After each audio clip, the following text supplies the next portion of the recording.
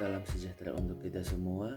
Perkenalkan, nama saya Timothy Pascal Albert Junior DM, mahasiswa Universitas Negeri Manado, Fakultas Ilmu Sosial, Program Studi Pendidikan Sejarah, dengan NIM 20604022. Pada kesempatan kali ini saya akan mempresentasikan sekaligus mengenalkan salah satu kerajaan di Asia Tenggara, yaitu Kerajaan Ayutthaya. Selamat menyaksikan.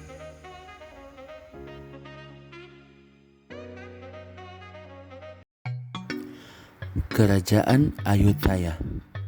Kerajaan ini merupakan kerajaan bangsa Thai yang berdiri pada kurun waktu 1351 sampai 1767 Masehi.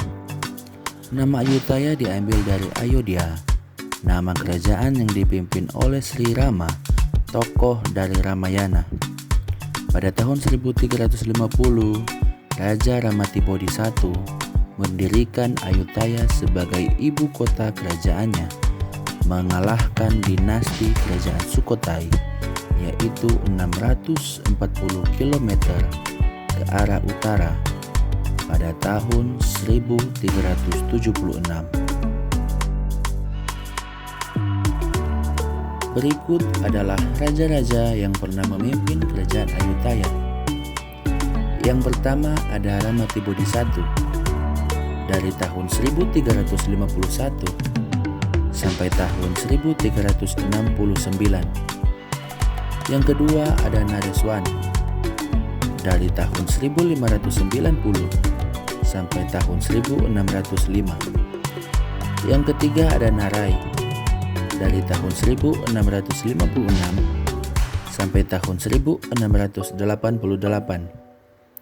Yang ketiga ada Boromaraca V dari tahun 1758 sampai tahun 1767. Dalam perkembangannya, Kerajaan Ayutthaya sangat aktif melakukan perdagangan dengan berbagai negara asing seperti Tiongkok, India, Jepang, Persia, dan beberapa negara Eropa. Penguasa Ayutthaya bahkan mengizinkan pedagang Portugis, Spanyol, Belanda, dan Prancis untuk mendirikan permukiman di luar tembok kota Ayutthaya. Raja Narai tahun 1656 sampai 1688 bahkan memiliki hubungan yang sangat baik dengan Raja Louis XIV dari Prancis dan tercatat pernah mengirimkan dutanya ke Prancis. Setelah melalui pertumpahan darah perebutan kekuasaan antar dinasti, Ayutthaya memasuki abad keemasannya pada perempat kedua abad ke-18. Pada masa yang relatif damai tersebut, kesenian, kesusastraan, dan pembelajaran berkembang. Perang yang terjadi kemudian ialah melawan bangsa luar.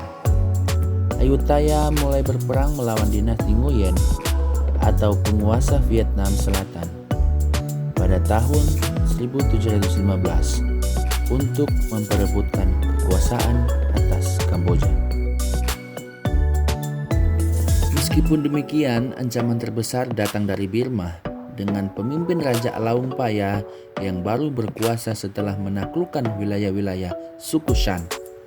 Pada tahun 1765, wilayah Thai diserang oleh dua buah pasukan besar Burma yang kemudian bersatu di Ayutthaya. Menghadapi kedua pasukan besar tersebut, satu-satunya perlawanan yang cukup berarti dilakukan oleh sebuah desa bernama Bang Rajan. Ayutthaya akhirnya menyerah dan dibumi hanguskan pada tahun 1767 setelah pengepungan yang berlarut-larut.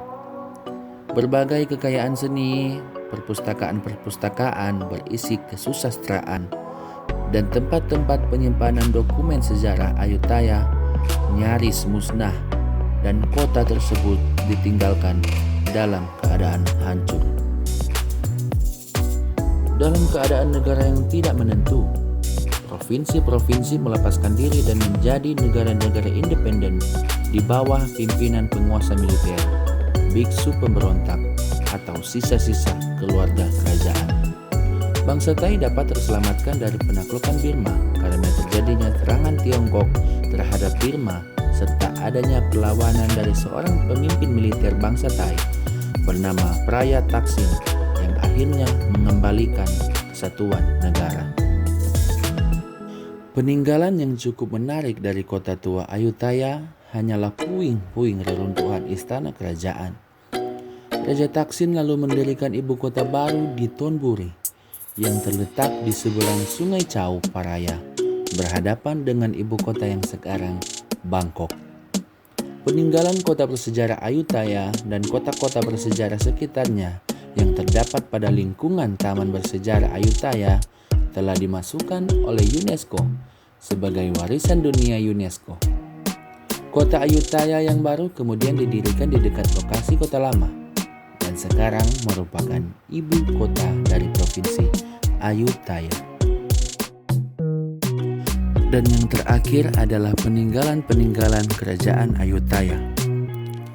Yang pertama yaitu yang di tengah adalah kerajaan Ayutthaya saat ini.